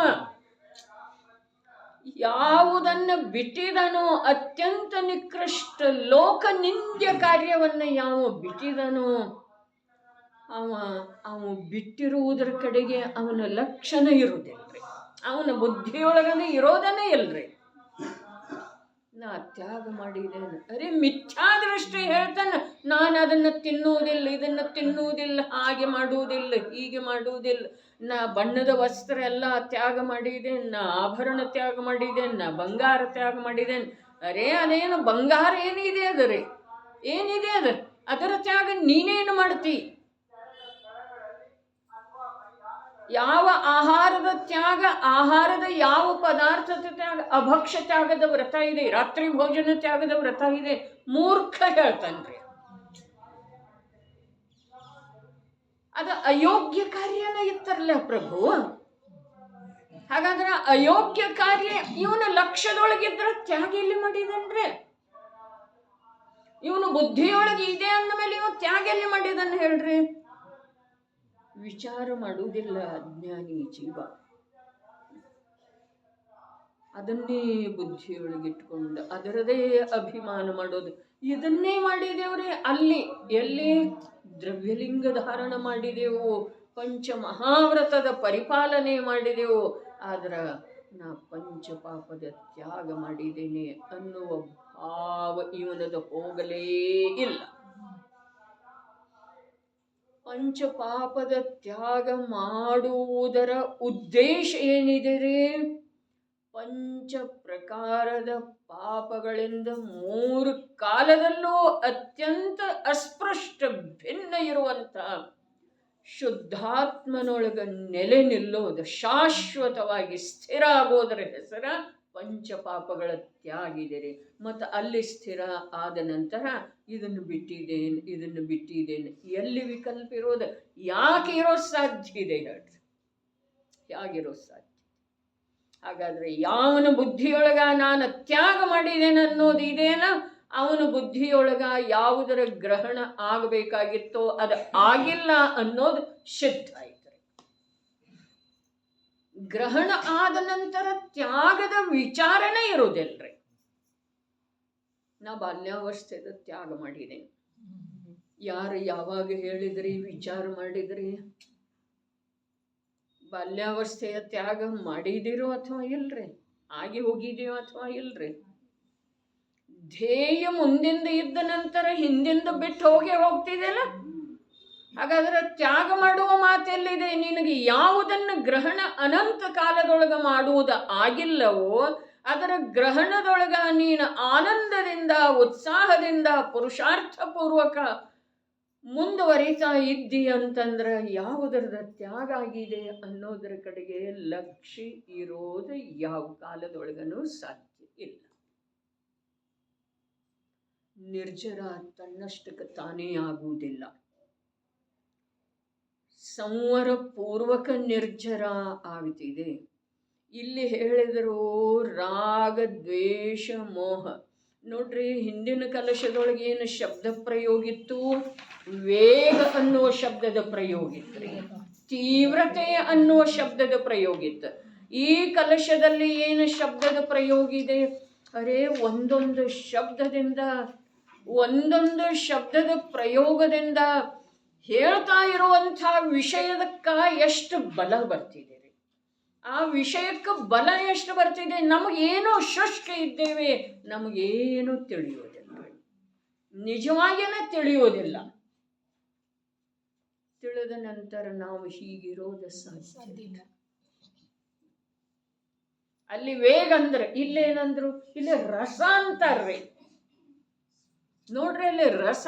ಅರೆ ರಾಗ ದ್ವೇಷ ಮೋಹ ಪರಿಣಾಮದ ರಸ ರಸ ಇದೆ ನೋಡ್ರಿ. ಸ್ವರಸತಃ ಜ್ಞಾನವಾನ್ ಯತಃ ರಸ ವರ್ಜನಶೀಲ ಸ್ಯಾತ್. ರಸದ ವರ್ಜನಶೀಲ. ರಸದ ಅರ್ಥ ಟೀಕಾಕಾರರು ಏನ್ ಮಾಡಿದ್ರು? ಅನಾದಿ ಸಂಸ್ಕಾರ. ಏಕೇಂದ್ರಿಯದೊಳಗೆ ಯಾವ ಸಂಸ್ಕಾರ ಇತ್ತಲ್ಲ ಅದೇ ಇದೆ. ಏನು ಅಭಿಮಾನ ಪಟ್ಕೊಳ್ಳೋ ಅವಶ್ಯಕತೆ ಇಲ್ಲ. ನಾ ಬಸ್ತಿಗೆ ಹೋಗ್ತೇನೋ, ಅರೆ ಅದೇ ಜಾತಿಯ ರಸ ಇದೆ ರೀ, ಬಸ್ತಿಗೆ ಹೋಗೋದಾ? ಹೌದು ಪ್ರಭು, ಪರದೊಳಗನ ಏಕತ್ವ ಇದೆ. काय करायचं सुद्धा काही एकदम ಅವ್ರಿಗೆ ಅಪೀಲ್ ಆಯ್ತ್ರಿ, ಕಠಿಣನ ಐತ್ರಿ. ಅರೆ ನಾವು ಇಲ್ಲಿಯ ಒಂದು ಅಂಶ ಲಕ್ಷದೊಳಗೆ ಬಂತು ಸತ್ಯ ಅಂತಂದ್ರ ಅಸಂಖ್ಯ ಬಾರಿ ಕಠಿಣ ಇದೆ ಅನ್ಬೇಕಾಗ್ತಿದೆ ರೀ. ಅಂಥದ್ದನ ವಿಷಯ ಇದೆ. ಸಮ್ಯಕ್ ದೃಷ್ಟಿ. ಅರೆ ಸತ್ಯ ಮಿಥ್ಯಾತ್ವಾವಸ್ಥೆಯೊಳಗೂ ಕೂಡ ಸತ್ಯ ಒಂದು ಅಂಶ ತಿಳಿತು ಅಂತಂದ್ರ ಸ್ವಾಭಾವಿಕವಾಗಿ ಮುಖದಿಂದ ಶಬ್ದ ಬರ್ತಿದೆ, ಕಠಿಣ ಇದೆ, ಸೂಕ್ಷ್ಮ ಇದೆ, ಇದು ಬಹಳ ಅಸಾಧ್ಯ ಅನ್ನಿಸ್ತಾ ಇದೆ ಅಲ್ಲ. ಅರೆ ಸಾಮಾನ್ಯ ಅನಂತ ಅನಂತ ಕಾಲದೊಳಗ ಈಗ ಹೇಳಿತನ ಅನಂತ ಅನಂತ ಚೌಬೀಸಿಗಳಾಗಿದಾರ್ರಿ. ಒಬ್ಬ ತೀರ್ಥಂಕರ ನಮ್ಮ ಎದುರಿಗೆ ಮೋಕ್ಷಕ್ಕೆ ಹೊರಟು ಹೋದ ಹೀಗ ಮಾತಿಲ್ಲ. ಅನಂತ 24 ಹೋಗಿದಾರ್ರಿ. ಬರೇ ಇಷ್ಟ ಶಬ್ದದ ಭಾವ ನಮ್ಮ ಬುದ್ಧಿಯೊಳಗೆ ಪ್ರವೇಶ ಆಯ್ತು ಅಂತಂದ್ರ ನಾನೆಷ್ಟು ಹೀನ, ನಾನು ಎಷ್ಟು ಅಲ್ಪ, ನಾನು ಎಷ್ಟು ದುರ್ಬಲ ಅನ್ನೋದು ಲಕ್ಷ್ಯದೊಳಗೆ ಬರ್ತಿದ್ದೀರಿ. ಎಷ್ಟು ದುರ್ಬಲ, ಏನಿದೆ ನನ್ನಲ್ಲೇ, ಏನಿದೆ, ನಾ ಅದು ಮಾಡ್ತೇನೆ ಇದು ಮಾಡ್ತೇನೆ. ಏನು ಮಾಡ್ತೇಪ್ಪ? ನಿನ್ನೆ ಹೇಳಿತ್ತಲ್ಲ, ಯಾವುದು ಪುದ್ಗಲದೊಳಗೆ ಪುದ್ಗಲದ ಯೋಗ್ಯತೆಯಿಂದ ಕಾರ್ಯ ಆಗ್ತಿದೆಯೋ ಅದನ್ನು ನಾನು ಮಾಡಿದೆ ಅಷ್ಟೇ. ಯಾವುದು ಆಗೋದಿಲ್ಲ ಅಲ್ಲೇನು ನಾವು ಮಾಡ್ತೇವ್ರೆ. ಬೇಕಾದಂಥ ಔಷಧದ ಪ್ರಯೋಗ ಮಾಡಿದ್ರೂ ಶರೀರದ ರೋಗ ಒಂದು ಸ್ವಲ್ಪ ಕೂಡ ಗುಣಮುಖ ಆಗ್ತಾ ಇಲ್ಲ. ಅಲ್ಲಿ ಯಾರೇನು ಮಾಡ್ತಾರ್ರಿ? ಯಾರೇನು ಮಾಡ್ತಾರೆ ಹೇಳ್ರಿ? ಆ ಶರೀರದ ರೋಗ ಸ್ವಲ್ಪ ಗುಣಮುಖ ಆಯ್ತು ಅಂತಂದ್ರೆ ಅಲ್ಲೇ ಡಾಕ್ಟರನ್ನು ಎದ್ದು ನಿಲ್ತಾನೆ, ಔಷಧನು ಎದ್ದು ನಿಲ್ತಿದೆ, ಇವರು ಒಯ್ದವ್ರನ್ನು ಎದ್ದು ನಿಲ್ತಾರ, ಇವರಿಗೆ ಹೇಳಿದವ್ರನ್ನು ಎದ್ದು ನಿಲ್ತಾರ, ಎಲ್ಲ ನೋಡಿ. ಎಲ್ಲಿ ಆ ಶರೀರ ಸ್ವಲ್ಪ ಕೂಡ ಅನೇಕ ತಿಂಗಳಗಟ್ಟಲೆ ಆಸ್ಪತ್ರೆಯೊಳಗಿಟ್ಟಂತಾರನು ಅನೇಕ ಪ್ರಕಾರದ ಉಪಚಾರ ಬದಲಾಯಿಸಿ ಅನ್ಯರಿಗೆ ಕೇಳಿ, ಸರ್ಜನ್ಗಳ ತಜ್ಞರಿಗೆ ಕೇಳಿ ಮಾಡಿ ಪ್ರಯೋಗ ಮಾಡಿದ್ರೂ ಸ್ವಲ್ಪ ಆ ಶರೀರದ ರೋಗದೊಳಗೆ ಬದಲಾವಣೆ ಆಗಲಿಲ್ಲ ಅಂತಂದ್ರೆ ಯಾರ ಪ್ರಯತ್ನ ಎಲ್ಲಿದೆ ಹೇಳ್ರಿ? ಹಾಗಾದ್ರೆ ಅದರೊಳಗನ ಅದರ ಸ್ವಕಾಲದೊಳಗೆ ಅದರ ಯೋಗ್ಯತೆಯಿಂದ ಆಗಿರುವಂತಹ ಕಾರ್ಯಕ್ಕೆ ಇವರೆಲ್ಲ ನಾನು ನಾನು ನಾನು ಅಂತೇಳಿ ಎದ್ದು ನಿಲ್ತಾರೆ, ಎದೆ ಉಬ್ಬಿಸಿ.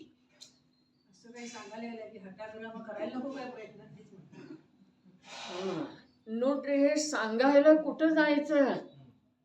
आम्ही समजून घेतले तर पुष्कळ आहे. ಯಾರಿಗೆ ಹೇಳು? ಅರೆ ಯಾರಿಗೆ ಗಂಧ ಇಲ್ಲ, ಯಾರಿಗರ ಸಮೀಪ ಬರಲಿಲ್ಲ ಸುಧಾ ತಾಯಿ, ಅವರಿಗೆ ಹೇಗೆ ಹೇಳೋದ? ಪಾಪ ಅವರಿಗೆ ಹೇಗೆ ತಿಳಿಯೋದ್ರಿ? ವಿಚಾರ ಹೇಗೆ ತಿಳಿಯೋದ? ವಿಚಾರ ಮಾಡ್ರಿ. ಇಷ್ಟೆಲ್ಲ ಶಬ್ದದ ಸಂಸ್ಕಾರ ನಮ್ಮ ಬುದ್ಧಿ ಮೇಲೆ ಇದ್ರೂ ನಮ್ಮ ಜ್ಞಾನಕ್ಕೆ ಅದ ತಿಳಿತಾ ಇಲ್ಲ ಅಂದ ಮೇಲೆ ಪಾಪ ಅವರಿಗೆ ಹೇಗೆ ತಿಳಿಯೋದ್ರಿ? ಅರೆ ಜಡದೊಳಗೆ ಯಾವ ಪದಾರ್ಥದೊಳಗೆ ಯಾವ ಸಮಯದೊಳಗೆ ಯಾವ ಪ್ರಕಾರದ ಪರಿಣಾಮನ ಆಗೋದ ಅದರದೇ ಯೋಗ್ಯತೆ ಇದೆಯೋ ಅದರ ಅನುಸಾರ ಅದ ಆಗೇ ಆಗ್ತಿದೆ. ಅದರ ವಿರುದ್ಧ ವಿಶ್ವದ ಸಮಸ್ತ ಶಕ್ತಿಯೆಲ್ಲ ಹಾಕಿದ್ರೂ ಕೂಡ ಅದು ಆ ರೂಪದಿಂದ ಪರಿಣಾಮನ ಮಾಡೋ ಸಾಧ್ಯ ಇಲ್ಲ. ಇದು ವಸ್ತುವಿನ ಸ್ವಯಂಭೂತನ ಇದೆ ರೀ. ಸ್ವಯಂಭೂ ಅದರ ಕಾರ್ಯದಲ್ಲೇ ಅದು ಸ್ವಯಂಭೂ ಅರ್ಥಾತ್ ಈಶ್ವರ ಇದೆ ರೀ, ಸಮರ್ಥ ಇದೆ. ಅರೆ ಇದು ಬುದ್ಧಿಯೊಳಗೆ ಎಷ್ಟು ದೃಢ ಆದೀತೋ ಅಷ್ಟು ಪರದೊಳಗೆ ಕಾರ್ಯ ಮಾಡುವಂಥ ಅಜ್ಞಾನ ನಮ್ದು ಅಳಿಸಿ ಹೋಗ್ತಿದೆ, ಕಮ್ಮಿ ಆಗ್ತಿದೆ. ಪರದೊಳಗೆ ಕಾರ್ಯ ಮಾಡುವ ಯಾವ ಕುತೂಹಲ ಉತ್ಸಾಹ ಇದೆಯಲ್ಲ ಅದರಿಂದ ನಮ್ಮ ಕಾರ್ಯ ಆಗ್ತಾ ಇರುತ್ತೆ. ಎಷ್ಟು ಶಕ್ತಿ ಪ್ರಗಟ ಇದೆಯಲ್ಲ ಅದು ಪರದ ಕಡೆಗೆ ಖರ್ಚಾದ ನಂತರ ಸ್ವದ ಕಾರ್ಯ ಹಾಗೆ ಉಳಿಯೋದ್ರಿ. ದಿವಸದೊಳಗೆ 10 ಗಂಟೆ ಕೆಲಸ ಮಾಡುವ ಅವಕಾಶ ಇದೆ ರೀ, 8 ಗಂಟೆ ಇದೆ ಅಂಥೇಳಿ ಇಟ್ಕೊಳ್ಳೋಣ ಹೊರಗಿನ ನಿಯಮದ ಅನುಸಾರ.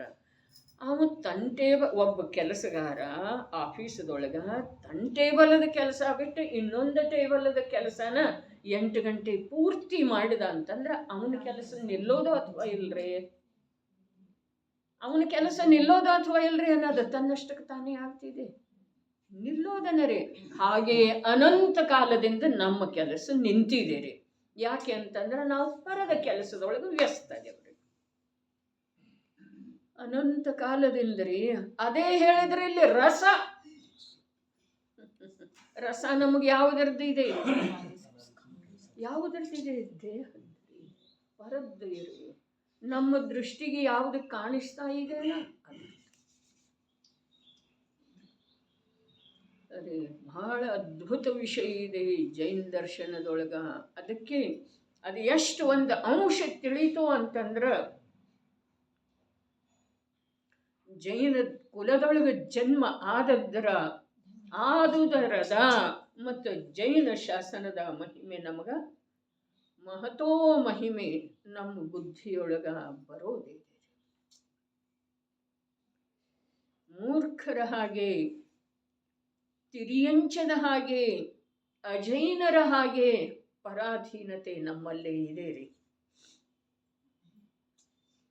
ತಿರಿಯಂಚ ಮತ್ತು ಮನುಷ್ಯದೊಳಗ ವ್ಯತ್ಯಾಸ ಏನಿದೆ ಅನ್ನೋದು ನಮಗೆ ತಿಳಿತಾ ಇಲ್ಲ. ಇದೇ ತಿಳಿತಾ ಇಲ್ಲ ಅಂದಮೇಲೆ ಜೈನ ಮತ್ತು ಅಜೈನದೊಳಗಿರುವಂಥ ಬುದ್ಧಿಯ ಸೂಕ್ಷ್ಮತೆ, ಈರ್ವರಲ್ಲೇ ಇರುವಂಥ ಬುದ್ಧಿಯ ವ್ಯತ್ಯಾಸದ ಸೂಕ್ಷ್ಮತೆ ನಮಗೆ ಹೇಗೆ ತಿಳಿಯುತ್ತೆ?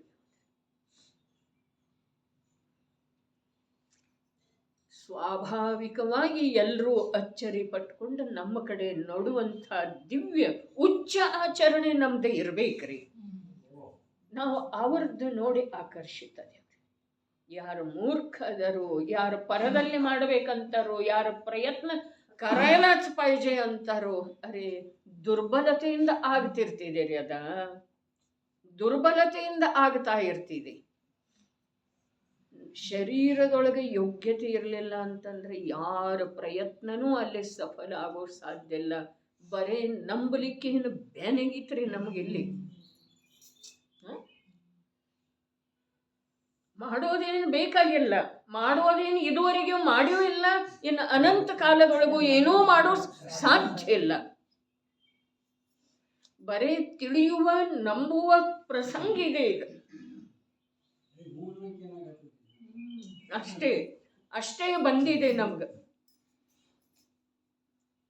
ಬುದ್ಧಿಗೆ ಏನಾಗಿದೆ? ಶಿಳ್ಳು ಹೊಡೆದದ್ದೇ ಇದೆ.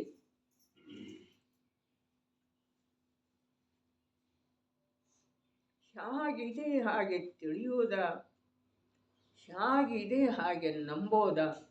ಇಷ್ಟು ಮಾಡಿದ ನಂತರ ಅನಂತ ದುಃಖಕ್ಕೆ ಪೂರ್ಣ ವಿರಾಮ ಇದೆ ರೀ. ಪೂರ್ಣ ವಿರಾಮ, ಅಲ್ಪ ವಿರಾಮ ಅಲ್ಲ. ಸಮ್ಯಕ್ ದರ್ಶನ ಅಂದ್ರೆ ಸಂಸಾರಕ್ಕೆ, ಜನ್ಮ ಮರಣದ ಚಕ್ರಕ್ಕೆ ಪೂರ್ಣ ವಿರಾಮ ಇದೆ ರೀ. ನಾಲ್ಕಾರ ಭವ ಮತ್ತು ಧಾರಣ ಮಾಡಿದ್ರೂ ಕೂಡ ಸಮ್ಯಕ್ ದರ್ಶನ ಆಗಿದೆ. ಆ ಸಮಯದೊಳಗೆ ಸಂಸಾರಕ್ಕೆ ಪೂರ್ಣ ವಿರಾಮ. ವಿಶ್ವಾಸ ಬೇಕು. ನಿನ್ನೆ ಅಥವಾ ಮೊನ್ನೆ ಯಾವಾಗೋ ಬುದ್ಧಿಯೊಳಗೆ ಬಂದದ್ದ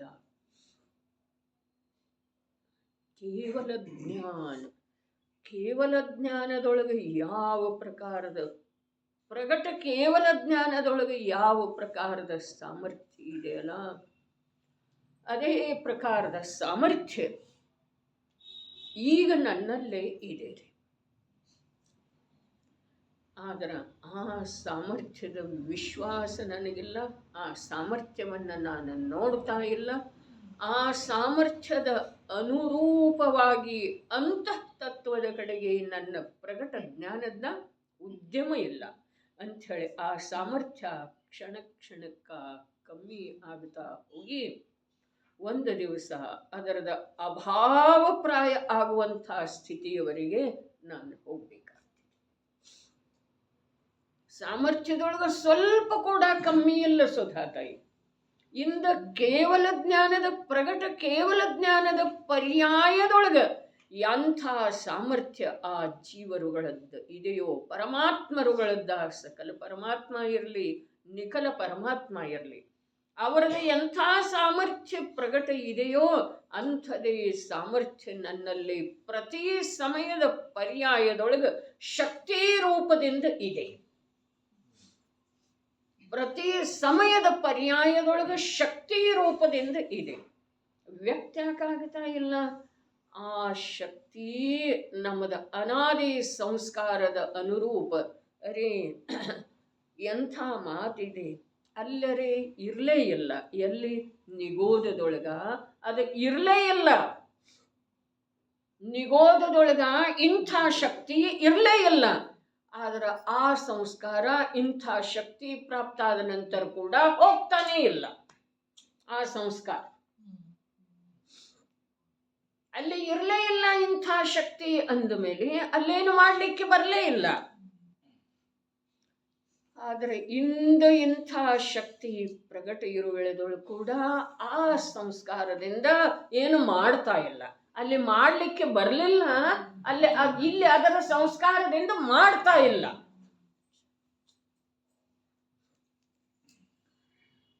ಯಾರ ಧನ, ಯಾರ ಮನೆ, ಯಾವ ಶರೀರ, ಯಾವ ನಿರೋಗ, ಯಾವ ಸಶಕ್ತತೆ, ಯಾರ ಪರಿವಾರ ಹೇಳ್ರಿ ನೋಡೋಣ. ಜೀವ ಆ ಸಶಕ್ತ ಶರೀರವನ್ನ, ಸುಂದರ ಶರೀರವನ್ನ, ಆ ಆಲಿಶಾನ್ ಮಹಲದಂಥ ಮನೆಯನ್ನ, ಗಣಿತ ಅವನ ಲೆಕ್ಕಕ್ಕೆ ಸಿಗುವುದಿಲ್ಲ ಅಂಥ ಆಸ್ತಿಯನ್ನ ಒಂದೇ ಒಂದು ಸಮಯದೊಳಗೆ ಬಿಟ್ಟು ಹೊರಟು. ಅದೆಲ್ಲ ಏನಿದೆ? ಕರ್ಮದ ಸಾಮಗ್ರಿ ಇದೆ, ಅದು ಜೀವದ್ದಲ್ಲ. ಜೀವದ್ದೇ ಇರ್ತಿತ್ತು ಅಂತಂದ್ರೆ ಜೀವದ ಜೊತೆಗೆ ನಿಶ್ಚಿತವಾಗಿ ಹೋಗ್ತಿರ್ತಾರೆ. ಜೀವದ್ದಲ್ಲ. ಇಷ್ಟು ಕೂಡ ನಮಗೆ ವಿಶ್ವಾಸ ಆಗ್ತಾ ಇಲ್ಲ, ನಂಬಿಕೆ ಆಗ್ತಾ ಇಲ್ಲ. ಅರೆ ಈ ನಂಬುಗೆ ಇದೆಯಲ್ಲ, ಇದು ಮೋಕ್ಷ ಮಹಲಿನ ಮೊದಲನೇ ಮೆಟ್ಟಿಲಿದೆ. ಬೇರೆ ವಸ್ತುಗಳಿಂದ ಆತ್ಮನ ಬೇರೆ ಇರುವುದರ ನಂಬುಗೆ ಏನಿದೆ ಅದು ನಿಶ್ಚಯ ಸಮ್ಯಕ್ ದರ್ಶನ ಇದೆ. ಬೇರೆ ವಸ್ತುಗಳಿಂದ ಆತ್ಮ ಬೇರೆ ಇದ್ದಾನೆ ಅಂಥೇಳಿ ನಂಬುವಿಕೆ ಇದೆ ಅಲ್ಲ, ಅದು ನಿಶ್ಚಯ ಸಮ್ಯಕ್ ದರ್ಶನ ಇದೆ. ಯಥಾರ್ಥ ದೇವಶಾಸ್ತ್ರ ಗುರುಗಳನ್ನು ಇವರೇ ನನ್ನ ದೇವ, ಇವರೇ ನನ್ನ ಗುರು, ಇದುವೇ ನನ್ನ ಶಾಸ್ತ್ರ ಅಂಥೇಳಿ ನಂಬೋದ, ಇದು ವ್ಯವಹಾರ ಸಮ್ಯಕ್ ದರ್ಶನ ಇದೆ. ಯಾವಾಗ ಆ ನಂಬುಗೆ ಇದ್ದರೆ, ಇಲ್ದಿದ್ರೆ ಇದು ವ್ಯವಹಾರ ಕೂಡ ಇಲ್ಲ. ಎಲ್ಲಿ ಕಳೆದು ಹೋಗ್ತಾ ಇದ್ದೇವೆ, ಎಲ್ಲಿ ನಮ್ಮ ಜೀವನ ಕಳೆದು ಹೋಗ್ತಾ ಇದೆ, ಎಲ್ಲಿ ನಮ್ಮ ಜ್ಞಾನ ದರ್ಶನ ಕಳೆದು ಹೋಗ್ತಾ ಇದೆ, ಎಲ್ಲಿ ಸಹಜವಾಗಿ ಜ್ಞಾನ ದರ್ಶನದ ಯಥಾರ್ಥ ಕಾರ್ಯ ಆಗೋದ, ನೈಸರ್ಗಿಕವಾಗಿ ಸಹಜತೆ ಲಭಿಸಿದ್ದ ಇದೆ, ಅದನ್ನು ನಾವು ಪ್ರಯತ್ನಪೂರ್ವಕವಾಗಿ ಅನಾದಿ ಸಂಸ್ಕಾರ ರಸ ಇದೆ, ಪರದ್ದು ರಸ ಇದೆ, ಇಂದ್ರಿಯಗಳದ್ದು ರಸ ಇದೆ, ಧನಕನಕಾದಿಗಳದ್ದ, ಅರೆ ಖ್ಯಾತಿಯ ಪೂಜೆಯ ಲಾಭದ, ಇವು ಮೂರನ್ನು ಬಿಟ್ಟು ನಮ್ಮ ರಸ ಬೇರೆ ಕಡೆ ಹೋಗ್ತಾನೆ ಇಲ್ಲ. ಆದರೆ ನಿಜವಾದ ಖ್ಯಾತಿ ಎಲ್ಲಿದೆ, ನಿಜವಾದ ಲಾಭ ಎಲ್ಲಿದೆ, ನಿಜವಾದ ಪೂಜೆ ಎಲ್ಲಿದೆ? ನನ್ನನ್ನು ನಾನು ನಂಬುವುದರೊಳಗ ನಿಜವಾದ ಖ್ಯಾತಿ ಇದೆ ರೀ. ನನ್ನನ್ನು ನಾನು ನಂಬುವುದರೊಳಗ, ನನ್ನ ಮೇಲೆ ನಾನು ವಿಶ್ವಾಸ ಮಾಡುವುದರೊಳಗ ನಿಜವಾದ ಲಾಭ ಇದೆ ರೀ. ನನ್ನನ್ನು ನಾನು ನಂಬುವುದರೊಳಗ, ನನ್ನ ಮೇಲೆ ನಾನು ವಿಶ್ವಾಸ ಮಾಡಿ ನಡೆಯುವುದರೊಳಗ ನಿಜವಾಗಿ ನನ್ನ ಗುಣಸ್ತುತಿ ನನ್ನಿಂದ ಆಗ್ತಿದೆ. ಜಗತ್ತು ಮಾಡಬೇಕಾದಂಥ ಪ್ರಶ್ನೆ ಇಲ್ಲ.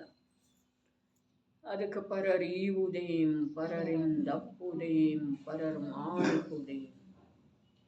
ಬೇರೆದವರು ನನಗೇನು ಕೊಡೋ ಸಾಧ್ಯ ಇದೆ, ಬೇರೆದವರು ನನಗೇನು ಮಾಡೋ ಸಾಧ್ಯ ಇದೆ, ಬೇರೆಯವರಿಂದ ನನ್ನ ಯಾವ ಕಾರ್ಯ ಆಗೋ ಸಾಧ್ಯ ಇದೆ?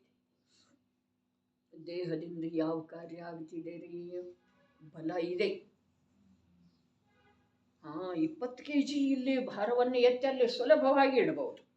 ಆದರೆ ಒಂದು ಸಮಯದ ರೂಪಿ ಚೈತನ್ಯ ಪರಿಣಾಮವನ್ನ ತ್ರಿಕಾಲಿ ಚೈತನ್ಯ ಸ್ವಭಾವದೊಳಗ ಇರಿಸುವ ಸಲುವಾಗಿ ಆ ಬಲ ಏನು ಉಪಯೋಗಕ್ಕೆ ಬರುವುದಿಲ್ಲ. ನೋಡ್ತಾ ಇದ್ದ ಹಾಗೆ ನೋಡ್ತಾ ನೋಡ್ತಾ ಆಡ್ತಾ ಆಡ್ತಾ ಇಷ್ಟು ಮಂದಿದೆಲ್ಲ ಕೆಲಸ ಮಾಡಿ ತೆಗೆಯುವಂತಹ ಸಾಮರ್ಥ್ಯ ಇದೆ ಓರ್ವ ಗೃಹಿಣಿಯಲ್ಲಿ.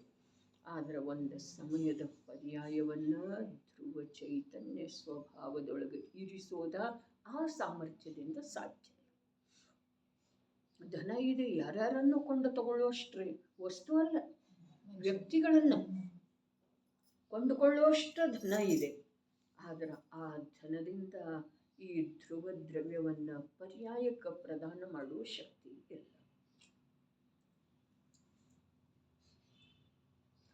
ಅಂದ್ರೆ ಭಾಷ್ಯದ ಯಾವುದರಿಂದನೂ ನನಗೆ ಯಾವುದರದ ಮಹಿಮೆ ಬರ್ತಾ ಇದೆಯಲ್ಲ ಅದಾವುದರಿಂದನೂ ನನ್ನ ಕಾರ್ಯ ಆಗುವ ಸಾಧ್ಯ. ಹಾಗಾದ್ರೆ ನನ್ನ ಕಾರ್ಯ ಆಗುವ ಸಲುವಾಗಿ ನಾನು ಒಂದೇ ಮಾಡಬೇಕಾಗಿದೆ, ಏನ? ಅದರ ಮಹಿಮೆ ಬಿಟ್ಟು ಬಿಡೋದು. ಅದು ಇದ್ದಲ್ಲೇ ಇರ್ತಿದೆ, ಆಗ್ತಾ ಇರ್ತಿದೆ ಅದರಲ್ಲೇ. ನಾನು ಅದರ ಮಹಿಮೆ ಮಾಡಿದ್ರೂ ಅದು ಇದ್ದಲ್ಲೇನೆ ಇದೆ, ನನ್ನಲ್ಲೇ ಬರುವುದಿಲ್ಲ. ಅದರಲ್ಲೇ ಏನಾಗಬೇಕು ಅದುವೇ ಅದರ ಸಮಯದೊಳಗೆ ಆಗ್ತಾ ಇದೆ. ಇಷ್ಟ ನಂಬಿದವ ಧನ್ಯ, ಇಷ್ಟ ನಂಬದೇ ಇದ್ದವ ಅನಂತ ಸಂಸಾರಿ, ಅನಂತ ದುಃಖಿ, ಅನಂತ ಪಾಪಿ, ಅನಂತ ಕೇವಲಿಗಳ ವಿರೋಧಿ. ಮತ್ತೇನ್ರಿ? ಅನಂತ ತೀರ್ಥಂಕರರ ವಿರೋಧ. ಅನಂತ ಚೌವೀಶಿಗಳಾಗಿ ಹೋದ್ರು ಅವರು ಬರೀ ಆಗಿ ಹೋದದ್ದು ಮಾತು ಹೇಳ್ತಾ ಇಲ್ಲ. ಎಷ್ಟು ಚೌವೀಶಿಗಳಾದ್ರಲ್ಲ ಅವ್ರದ್ದೆಲ್ಲ ವಿರೋಧನೆ ಮಾಡ್ತಾರೆ. ಎಷ್ಟು ಪಾಪ. ಆದಿದೇವನ ವಿರೋಧ ಮರೀಚಿ ಅಂದ ಮಾಡಿದ. ಆದ್ರ ಪಾರ್ಶ್ವನಾಥರ ನಂತರ ಅವನು ವಿರೋಧ ಮಾಡುವುದನ್ನು ಬಿಟ್ಬಿಟ್ರಿ. ಹೌದು ಅಥವಾ ಇಲ್ರಿ ಅಂಥೇಳಿ ಅವನ ಸ್ಥಾನ ತಕ್ಷಣ ಅಲ್ಲಿ ಬಂತ್ರಿ. ಮತ್ತೊಂದು ಕಲ್ಪಕಾಲ ಕಳಿಲಿಲ್ಲ, ಮತ್ತೊಂದು ಅವಸರ್ಪಿನಿ ಅಥವಾ ಉತ್ಸರ್ಪಿನಿ ಕಳಿಲಿಲ್ಲ. ತಕ್ಷಣ ಅವನ ಸ್ಥಾನ ಅಲ್ಲಿ ನಿಗದಿಪಡಿಸಲಾಯಿತು. ಹಾಗೆ ನಮ್ಮ ಸ್ಥಾನವನ್ನ ಅಲ್ಲಿ ನಿಗದಿಪಡಿಸಬೇಕಾಯಿತು ಅಂತಂದ್ರೆ ಬಸ್ ವಸ್ತು ಸ್ವರೂಪವನ್ನು ಹೇಳಿರುವಂಥವ್ರದ ವಿರೋಧ ಮಾಡುವುದಿಲ್ಲ, ವಸ್ತು ಸ್ವರೂಪದ ವಿರೋಧ ಮಾಡುವುದಿಲ್ಲ. ಜೀವವನ್ನ ಜೀವ ಅಂಥೇಳಿ ತಿಳಿಯೋದ, ಅರೂಪಿ ಚೈತನ್ಯ ತತ್ವವನ್ನ ನಾನಂಥೇಳಿ ತಿಳಿಯೋದ, ರೂಪಿ ಜಡ ತತ್ವವನ್ನ ಪರ ಅಂಥೇಳಿ ತಿಳಿಯೋದು. ಇಷ್ಟೇ ಇದೆ. ಪರದಲ್ಲಿ ನಾನೇನೂ ಮಾಡಬೇಕಾಗಿಲ್ಲ, ಪರದ ಯಾವ ಕಾರ್ಯನೂ ನಾನು ಮಾಡುವುದರಿಂದ ಆಗುವುದಿಲ್ಲ. ಇದು ಮೂಲ ತತ್ವ ಇದೆ ರೀ. ಇದನ್ನು ದಿನ ಹೇಳಿದರನು ಇದು ಉಪಯೋಗಿ ಇದೆ, ದಿನ ಹೇಳಿದರನ ಇದರದ ಉಪಯೋಗ ನಮ್ಮ ಜೀವನದೊಳಗ ಆಗೋದಿದೆ. ನಾನು ಯಾರು? ನಾನು ಚೈತನ್ಯ ತತ್ವ. ನನ್ನಲ್ಲಿ ಎಂಥ ಗುಣ ಇದೆ? ಜ್ಞಾನ, ದರ್ಶನ, ಸುಖ, ವೀರ್ಯ, ಅರೆ ಇಂಥ ಗುಣಗಳಿದಾವೆ. ಪ್ರಭುತ್ವ, ಪ್ರಕಾಶತ್ವ, ಅಸಂಕುಚಿತ ವಿಸ್ತಾರತ್ವ, ಭಾವಶಕ್ತಿ, ಅಭಾವಶಕ್ತಿ, ಭಾವಾಭಾವಶಕ್ತಿ, ಅಭಾವಭಾವಶಕ್ತಿ, ಎಂಥವ್ರಿ ಹೆಸರನ್ನೇ ಎಷ್ಟು ಸುಂದರ ಸುಂದರ. ಮೊದಲು ಮಕ್ಕಳಿಗೆ ಹೆಸರನ್ನು ಶ್ರೀಪಾಲ, ಧನಪಾಲ, ಮಹಿಪಾಲ ಅಂಥೇಳಿ ಎಲ್ಲ ಇಡ್ತಿದ್ದಾರೆ. ಶ್ರೀ ಅಂದ್ರೆ ಲಕ್ಷ್ಮಿ, ಧನ ಅಂದ್ರೆ ಲಕ್ಷ್ಮಿ, ಅರೆ ನೀ ಅದರ ಒಡೆಯಾಗಪ್ಪ ಅನ್ನುವಂಥ ಉದ್ದೇಶದಿಂದ ಅಂಥ ಹೆಸರಿದೆ.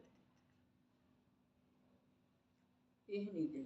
ನಾವು ಎಲ್ಲಿಂದ ಬಿಟ್ಟ, ಎಲ್ಲಿಂದ ತಪ್ಪಿಸಿಕೊಂಡ, ಎಲ್ಲೆಲ್ಲಿ ಅಲ್ಲಿ ಏನದ ಸಿಂಹದ ಮರಿ ತಪ್ಪಿಸಿಕೊಂಡು ಕುರಿ ಹಿಂಡಿನೊಳಗೆ ಒಂದಾಗಿತ್ತಲ್ಲ, ಕುರಿಗಳು ಹಾಗೇನ ಬ್ಯಾ ಅನ್ಲಿಕ್ಕೆ ಪ್ರಯತ್ನ ಮಾಡ್ತಿತ್ತು, ಅದು ಅನ್ಲಿಕ್ಕೆ ಬರಲಿಲ್ಲ. ಅದಕ್ಕೆ ಬ್ಯಾ ಅನ್ಲಿಕ್ಕೆ ಬರಲಿಲ್ಲ. ಮತ್ತು ತನ್ನ ಗರ್ಜನೆಯನ್ನು ಮರೆತು ಹೋಗಿತ್ತು, ಅದರೊಳಗೆ ರಸ ಬಂದಿತ್ತು. ಅದಕ್ಕೆ ಕುರುವನ ಕಡೆಯಿಂದ ಪಡ್ತಾ ತಿಂತಿರ್ತಾರೆ. ಅದು ಒಂದು ಸಲ ತನ್ನ ಧ್ವನಿ ತೆಗೀತು ಅಂತಂದ್ರೆ ಕುರಿಗಳು ಉಳಿಯುವುದಿಲ್ಲ, ಕುರುಬನೂ ಉಳಿಯುವುದಿಲ್ಲ. ಅದೇ ಪ್ರಕಾರ ಒಂದು ಸಲ ನಾನು ಚೈತನ್ಯ ಅಂಥೇಳಿ ಇದು ತನ್ನಲ್ಲೇ ತಾನು ಚೈತನ್ಯ ರೂಪದ ಧ್ವನಿ ತೆಗಿತು ಅಂತಂದ್ರೆ ಕರ್ಮನೂ ಉಳಿಯೋದಿಲ್ಲ, ದೇಹನೂ ಉಳಿಯುವುದಿಲ್ಲ, ದುಃಖ ಕೊಡುವಂಥ ಸಂಯೋಗನೂ ಉಳಿಯೋದಿಲ್ಲ, ಜನ್ಮ ಮರಣಗಳು ಉಳಿಯೋದಿಲ್ಲ.